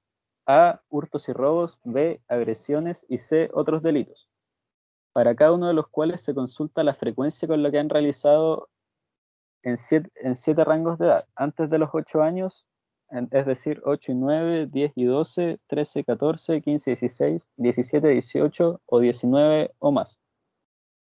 Además, incluye un listado de 26 etiquetas en COA, 2 que definen distintos roles o 2 conceptos usados en Chile para referir a la jerga hablada por la gente del AMPA, estatus dentro del ámbito delictivo y se consultan como auto y heteroidentificación, es decir, el COA, todos estos lenguajes que se utilizan en el ámbito delictual para poder entenderse y más o menos hablar como en código. Bueno, el valor de este instrumento radica en la identificación de patrones delictivos persistentes, especializados y polimórficos. Y para el caso del estudio permite explorar desde el autorreporte la constitución de las trayectorias delictivas. Bueno, el segundo instrumento que se utilizó fue el inventario de riesgos y necesidades criminogénicas, o IRNC. Este instrumento contiene 42 ítems dicotómicos, es decir, presencia o ausencia, distribuidos en 8 factores de riesgo específicos y estáticos y dinámicos, los que son valorados mediante juicio profesional, arrojando en conjunto un índice global de riesgo de reincidencia y un perfil específico de riesgo. El tercer instrumento que se utilizó fue la ficha de evaluación de riesgos y recursos, o FER-R. Este instrumento es de juicio profesional estructurado. Se creó en Chile de parte del autor Alarcón, 2001, también con un formato de respuesta dicotómica, es decir, presencia o ausencia, el cual arroja un índice de valoración de riesgo global obtenido con 51 ítems distribuidos en 7 factores, y un índice de valoración global de recursos para la intervención, obteniendo con 17 ítems distribuidos en 2 factores.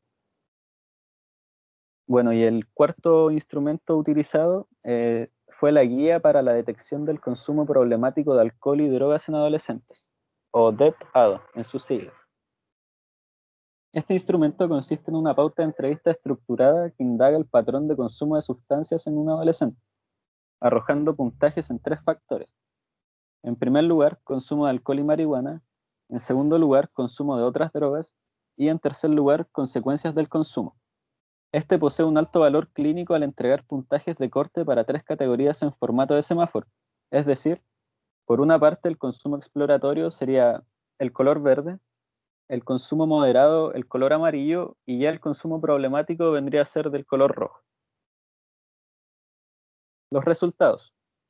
Bueno, entre los resultados más importantes que se pueden destacar, en primer lugar, lo más común es hurtos en tiendas y a personas. Obtuvo el 43%, seguido de robos a transeúntes, con el 28%, y robos a casas particulares, 16%, lo que se incrementa progresivamente hasta los 13 y 14 años de edad. Respecto del autorreporte de agresiones, un 60% corresponde a la participación en riñas, 30% a lesiones leves, 9% a lesiones graves y un 1% a lesiones gravísimas. El total de homicidios autorreportados fue de 9 y de 7 cuasi delitos de homicidio. El autorreporte de otros delitos condensa gran variedad de actuaciones diversas. Lo más común es, por ejemplo, la reducción de especies, receptación y venta de artículos robados y piratas, alcanzando un 58% de esta categoría. A esto le siguen en frecuencia los delitos asociados a drogas con un 19%, las alteraciones de orden público con un 14% y un 9% de otros, siendo casi inexistentes los delitos sexuales. Pero hay que tener en cuenta que acá es solo de autorreporte, es decir, que ellos mismos reportaron el incidente. Bueno, el DPD y el T1 son formas de manifestación del delito contextualmente determinadas, que se caracterizan por mayor presencia de recursos adaptativos, bajos riesgos y menores niveles de consumo abusivo de sustancias. Por ende, estos tienen un bajo riesgo de reincidencia y alta probabilidad de desistimiento, requiriendo apoyos externos de carácter preventivo y facilitadores de la adaptación del proceso adolescente, evitando su judicialización y exclusión. Es decir, los DPD y los T1 tienen más probabilidades de poder ser ayudados o de no volver a recaer en delitos. El tramo 2, que ya viene a ser un poco más complejo, pero también puede ser ayudado de forma oportuna y a tiempo, dice aquí que es una condición muy estable de bajo a moderado compromiso delictivo, pero de muy baja probabilidad de desistimiento, debido al alto monto de riesgos y baja presencia de recursos adaptativos, pues el delito aparece como una experiencia básica muy temprana en la edad, y además funcional para la sobrevivencia. Se suman a lo anterior experiencias de riesgo, el elevado consumo problemático de sustancias y la severidad de las sanciones a las que son sometidos, todo lo cual los expone a fracasos recurrentes en los intentos de adaptación. En cuanto al tramo 3, que ya es un poco más grave, es una trayectoria de gran inestabilidad y desorganización psicológica, que en situaciones naturales manifestará continuos comportamientos disruptivos, altos niveles de abuso de sustancias y conflictos permanentes en un entorno relacional, con elevados grados de violencia hacia los demás y hacia sí mismo. En consecuencia, poseen elevado riesgo de reincidencia y muy baja probabilidad de desistimiento autónomo al carecer de la autorregulación necesaria para un proceso de adaptación efectivo. Y ya los tramos 4 y tramo 5, que son los más peligrosos y los menos, bueno, donde los jóvenes se ven más perdidos en sí mismos, son dos trayectorias autosuficientes que han hecho el delito una forma de vida, con matices diferentes en niveles de especialización, violencia y consumo de drogas, pero con evidencias de profesionalización en ambos casos. Entre los matices diferenciales se destacan las diferencias en la evolución al delito. Bueno, en cuanto a las conclusiones, en primer lugar, la determinación de trayectorias delictivas para delincuencia persistente o distintiva en la adolescencia permite profundizar en la comprensión del fenómeno delictivo, focalizando de mejor modo las necesidades de intervención y las posibilidades de cambio en atención a los recursos personales y contextuales y las formas particulares de la elaboración de la experiencia. Este estudio ha permitido ordenar en gran parte de la información general disponible sobre el actuar delictivo de los adolescentes chilenos.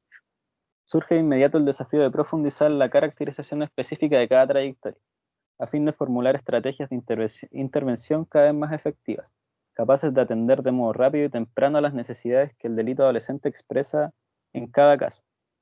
A la vez, activar los recursos mejor conectados con los factores de desistimiento específico que más rápido puedan potenciar el tránsito desde un actuar delictivo persistente hacia un proceso de integración psicosocial más armónico.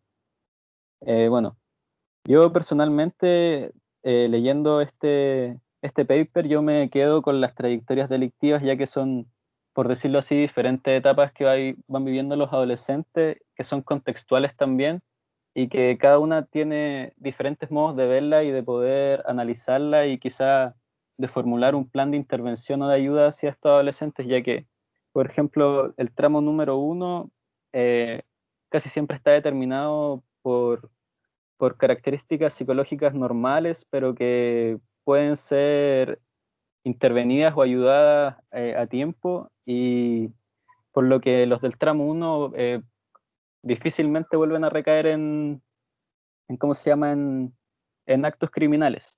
Ya el tramo 2, que tiene que ver con las historias de abandono y vulneraciones de derechos en una infancia, por ejemplo, esta ya es más difícil de tratar porque quizá psicológicamente los jóvenes se ven más desesperanzados o tienen un fuerte resentimiento social que quizás no los ayuda a salir de ese, por decirlo de manera vulgar, de ese hoyo en el que están metidos. Por otra parte, ya el tramo 3 es mucho más difícil de tratar y debe ser analizado con mucho más cuidado, ya que casi siempre son, como decía acá, son experiencias traumáticas, conductas disruptivas y rechazo social, que son expresadas bajo tendencias violentas, y no solo violentas con los demás, sino que también autodestructivas, por la que aquí van todos estos casos, no sé, de jóvenes vulnerados que terminan, por ejemplo, en el suicidio. Ya el tramo 4 y el 5 para mí son los más difíciles de poder llevar, y yo creo con los que, a pesar de que hay avances, nunca se han podido llevar o tratar a su cabalidad, ya que en estos tramos los jóvenes prácticamente no ven salida, y eso, junto al consumo de drogas y alcohol y hechos delictuales que son más que nada para su sobrevivencia y que también son un estilo de vida, bueno, para mí son los más, bueno, y es así, son los más difíciles de poder intervenir. Y bueno, yo me quería quedar con eso porque creo que fue lo que más me resaltó del paper, que fueron las trayectorias, ya que no se ve, la delincuencia juvenil desde un solo punto, sino que se va caracterizando por tramos que son 5, y los 5 son súper diferentes, van en escala, pero eso, me quedo con esta parte del paper. Y esa fue mi presentación. Muchas gracias. Muchas gracias, Javier. Me parece súper interesante la investigación y muy buena tu síntesis, digamos, de la exposición, digamos, de este trabajo.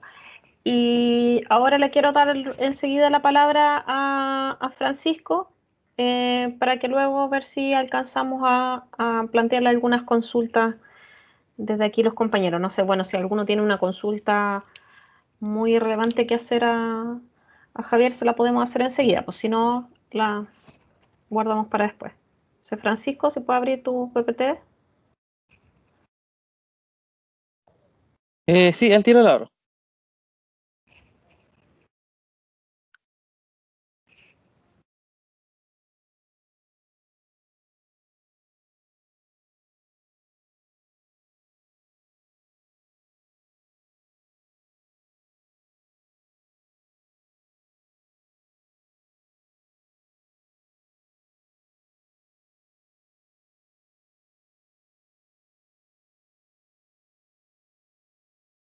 Se ve.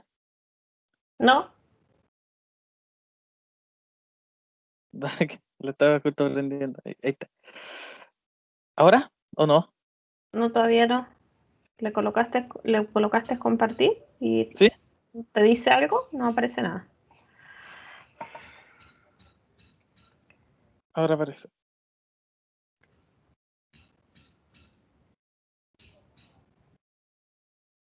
¿Ahora? No. No sé si quieres mandármelo.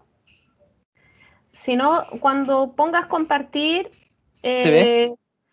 tienes que ver si es que puedes compartir tu escritorio. Si tú abres el PPT y le pones compartir y buscas, ahí va a aparecer. Ahí apareció. Ya. ¿Se puede ver ahora? Sí, Ya. Entonces, ponlo un poco más grande y estamos.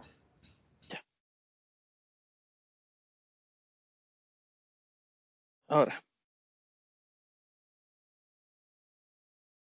Ya. Buenas tardes, profesora, compañeros, compañera. Yo voy a presentar sobre reincidencia de jóvenes infractores en un en un estudio piloto a nivel local desde la disciplina del trabajo social. Esta investigación fue realizada por Marta Casado, Natalie Figueroa y Guillermo Sangüesa. Ya. Para partir así como haciendo unas aproximaciones generales, esto corresponde a un estudio de carácter mixto realizado durante el periodo 2012-2013, señalado específicamente en una comuna no señalado, pero sí en una comuna sin el nombre de la comuna, en una comuna de la región metropolitana. ¿Qué es la reincidencia? Saqué algunos conceptos que considero importantes que aparecen en el estudio, que señalan sobre lo que es la reincidencia, para más adelante hablar sobre lo que ya el estudio como tal. Ya. La etimología del concepto de reincidencia deriva del verbo latín incidere, que significa caer por el prefijo, o sea, puede ser comprendido como otra vez. Esto fue lo señalado por el Centro de Estudios de Seguridad Ciudadana en el año 2012. En lo que refiere a términos criminológicos, se ha comprendido el concepto como la repetición de la acción delictual, y el reincidente como aquel que se involucra en actividad delictiva de manera repetitiva, según lo señalado por Morales y Muñoz y Fábrega. También, en cuanto a las distinciones ya más jurídicas, una de ellas es se hace una diferencia entre lo que es la reincidencia y la reiteración, ya que en primera instancia la reincidencia hace alusión a lo que debe a que debe existir una condena en este sentido, en un carácter previo que sirva como referencia también para condenar los nuevos delitos cometidos. En cambio, la reiteración hace, hace, hace referencia a una perpetración sucesiva de delitos, pero ninguno de estos se ha sido juzgado previamente, o sea, hace referencia a un término de seguir cometiendo delitos, pero también no de seguir, de haber una condena previa o un proceso judicial previo que haga señalamiento a eso. Eh, También existe la distinción en relación a lo que corresponde a no sé, a un delito cometido. Para ello se establece como concepto de reincidencia genérica, que refiere a cómo se ha evaluado el delito y cómo fue juzgado con anterioridad también, para hacer referencia hacia eso. Ya. Eh, la metodología, como lo había señalado anteriormente, la metodología utilizada corresponde a una metodología de carácter mixto, la cual eh, combinó análisis administrativos recabados durante el periodo 2012 y 2013, y, y, en, y eso lo que se puede señalar en la etapa de lo análisis de datos cuantitativos. Y en cuanto a lo que señala en base a los datos cualitativos, se realizaron entrevistas semi-estructuradas, seleccionando a 3 jóvenes no reincidentes egresados durante este periodo del programa elaborado por la Promesi. Corporación Promesi, que es una corporación de carácter de prestación de ayuda hacia lo que es el Sename y que se preocupa del término de procesos de rehabilitación de jóvenes que hayan infringido la ley anteriormente. Ya.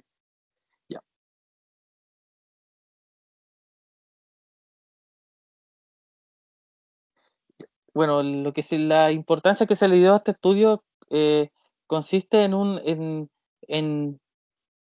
como objetivo de investigación explorar el fenómeno de residencia en jóvenes que han finalizado una sanción en el programa de libertad asistida especial. Eso vendría siendo como el objetivo que fue planteado durante este proceso investigativo. Ya, y la muestra seleccionada para este estudio son jóvenes que fueron sancionados bajo la ley 21.084, que es la que corresponde a infringir la ley, y en cuanto a jóvenes infractores, y el cual corresponde también la ley en lo que es el programa que deriva de la libertad asistida, y también en base a eso y en base también al proceso de rehabilitación se selecciona esta muestra, que considera 74 casos para lo que es los análisis de carácter cuantitativo, mientras que como lo dije anteriormente, en los datos cualitativos se selecciona 3 jóvenes egresados sin reincidencia, a los cuales se les realizó entrevistas semi-estructuradas. De la muestra seleccionada, el 92,3% de los casos son hombres, mientras el 6,8% de los casos son mujeres. Una situación bien, o sea, que igual marca como cierta diferencia entre ambos. El promedio de edad utilizado corresponde a un rango entre 14 y 24 años,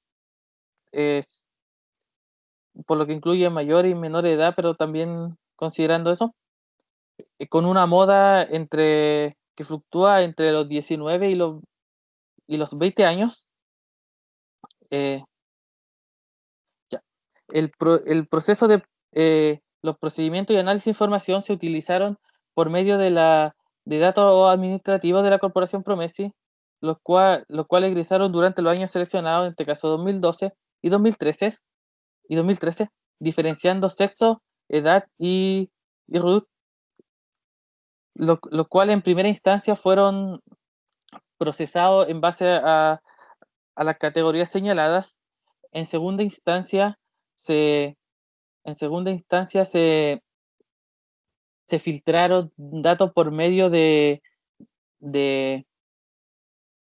por medio del tiempo, si se comprobó si realmente había habido una condena previa o había habido un proceso de rehabilitación para diferenciar estos delitos, por lo que se volvió a realizar otro filtro en cuanto a eso. En segunda instancia, manteniendo aún esa...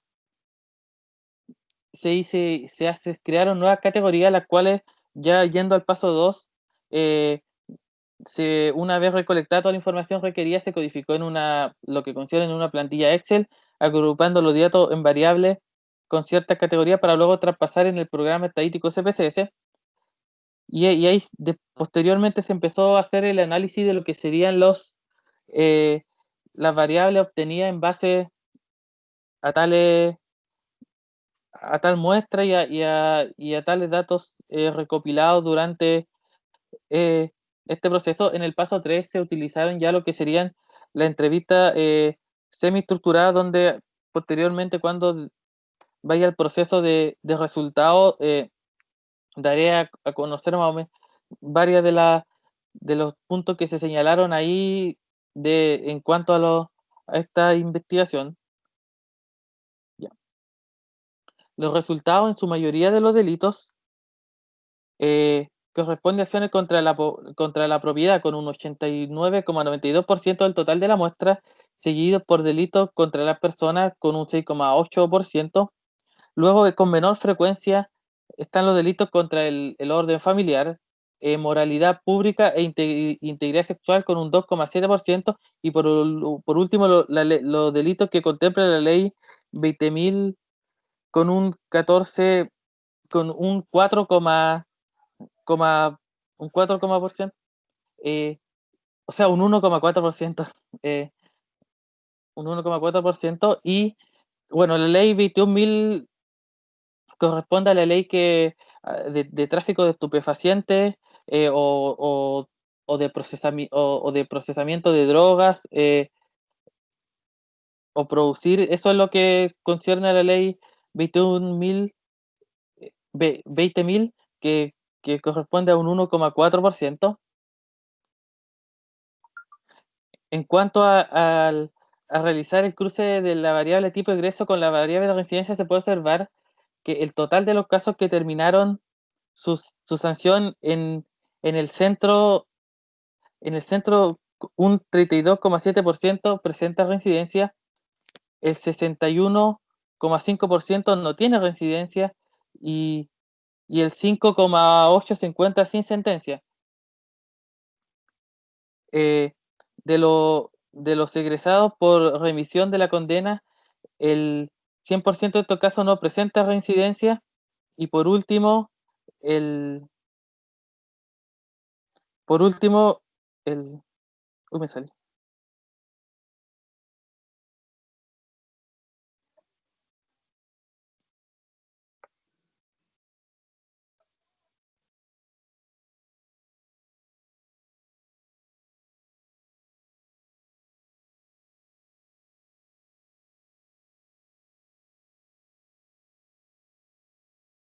Francisco, devuélvete, devuélvete para atrás. Que me había salido y por eso como que... Devuélvete, la anterior estaba ahí. La lámina anterior. Ya. Y al realizar el cruce de la variable, el tipo de ingreso con la variable, voy a empezar de nuevo para que perdí el hilo donde me salí. No, mira, si vas en la última parte de Sí. los egresados por remisión, 100% no presenta Claro. reincidencia. Ahí va. Ya. De esto, bueno, el 100% de este caso no presenta reincidencia, y por último, el 100% de los casos se decretó el traslado a otro programa con el 64,7%, reincidió, y el 35,3% no vuelve a hacerlo.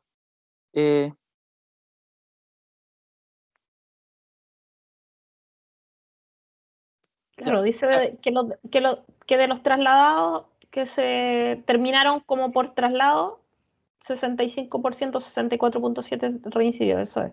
Claro, y el Está bien. 35,3% no vuelve a hacerlo.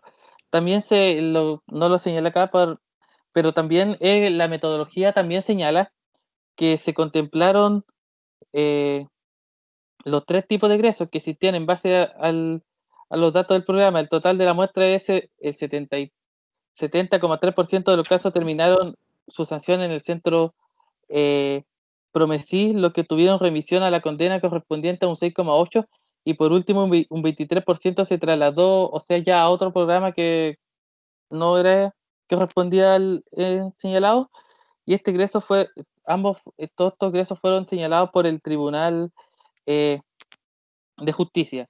En cuanto a los datos cualitativos, se obtiene una muestra del 35,1%, que representa a la fracción de jóvenes sin causa judicializada, que posteriormente para esto se realizan 3 entrevistas a 3 jóvenes egresados de 21 y 22 y 20 años. Y aquí más bien voy a los datos que señalan los jóvenes, que se concuerda se concuerda que mucho de lo que coinciden estos tres jóvenes es que la mayoría están asociados a un entorno familiar y de violencia y no familiar, social, o sea, como los núcleos más cercanos o las redes más cercanas son vinculados, está muy asociado, quiero decir, a la violencia, como también a la facilidad de acceso de armas. Esto sumado también al consumo de drogas, como que es bien como contradictorio con lo que anteriormente se había analizado los datos cualitativos en cuanto a los delitos. Bueno, esto es más bien consumo, no tanto el delito de lo que corresponde a la venta.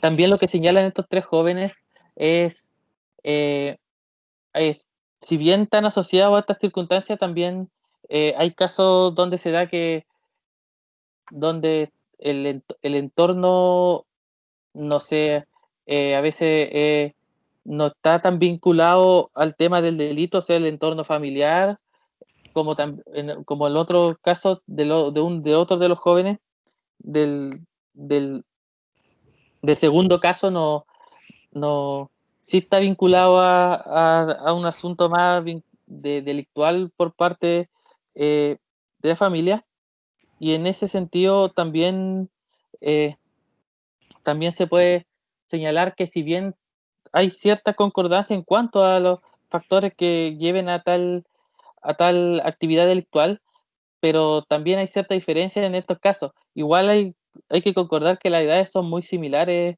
también considerando considerando que igual la muestra consideró más o menos entre 14 a 24 años, entonces igual eh, son bien similares.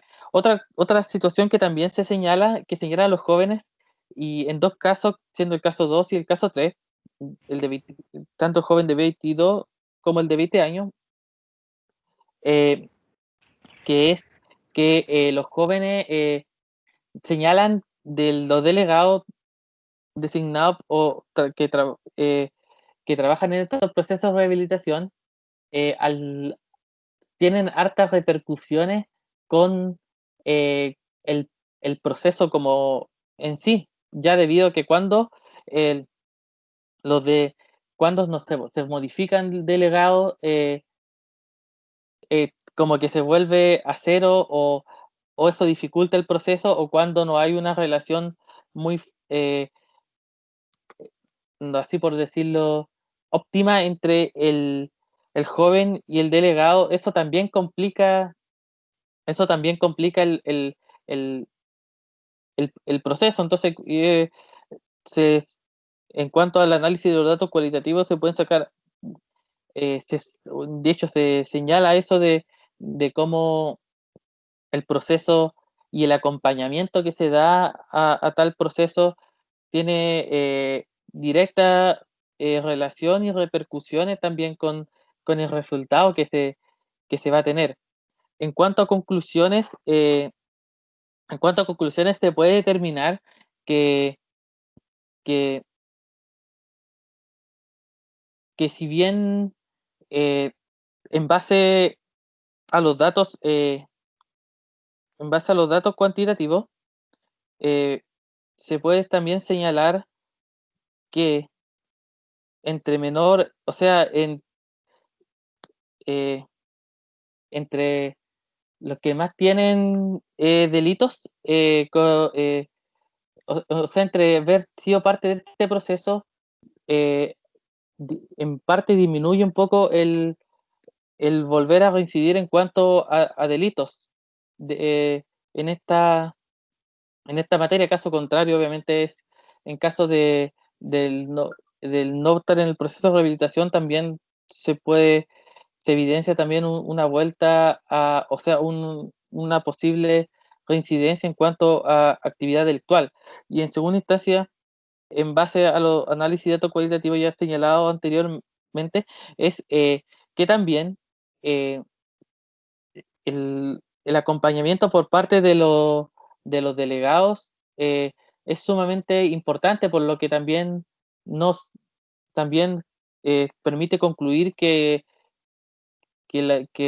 tanto la voluntad o sea, el proceso del joven como tal, y también la importancia que le da la institucionalidad a cómo abarcar estos procesos, está directamente relacionada con quienes hagan ese acompañamiento. Entonces, al final, igual hay, deja en evidencia que sí se pueden, este proceso puede ser muy óptimo siempre y cuando también el, el, el nivel, o sea, la acción profesional de este caso del delegado sí, tiene directa, tenga directa relación con sus resultados. Entonces también hay una vinculación bien exacta que se da en eso, que a veces salen un poco de los conceptos del término técnico, y también hay un acompañamiento más de carácter psicosocial que el que podría ocupar el delegado en ese sentido. Eso sería la presentación.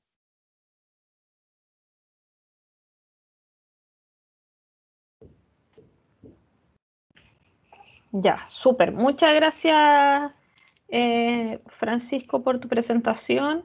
Me pareció bastante bien el resumen. Solo me gustaría hacerte como una sugerencia a futuro, digamos, cuando hagas disertación oral.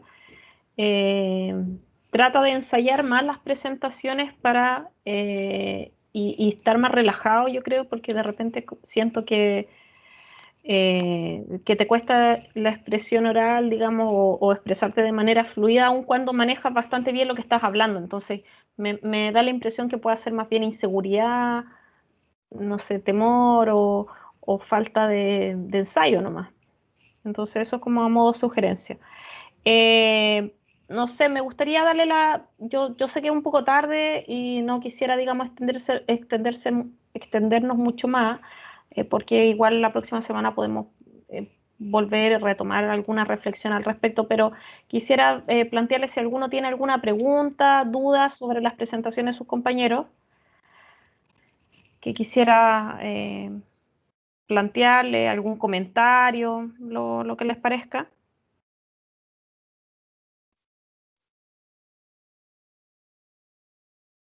¿Ninguno? No, profe, por mi parte ninguno. Javier parece que se tuvo que salir. Ah, no, ahí está Javier.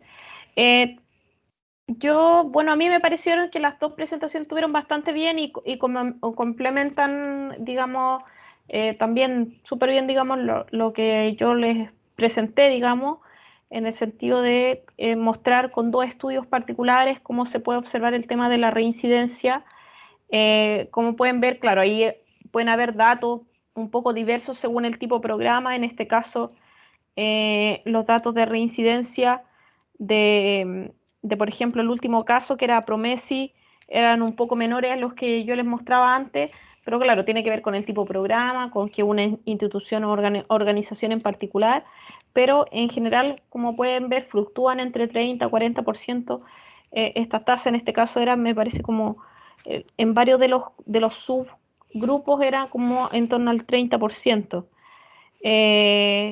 Y ahí, claro, también lo que me parece relevante como coincidencia de ambos es este tema de las trayectorias, como el poder reflexionar y profundizar sobre las características diversas de los jóvenes, o sea, que cuando hablamos de adolescentes infractores tengamos el cuidado de no meterlos todos en un mismo saco, no plantear que todos los adolescentes infractores tienen las mismas características y por ende van a tener el mismo resultado o la misma trayectoria.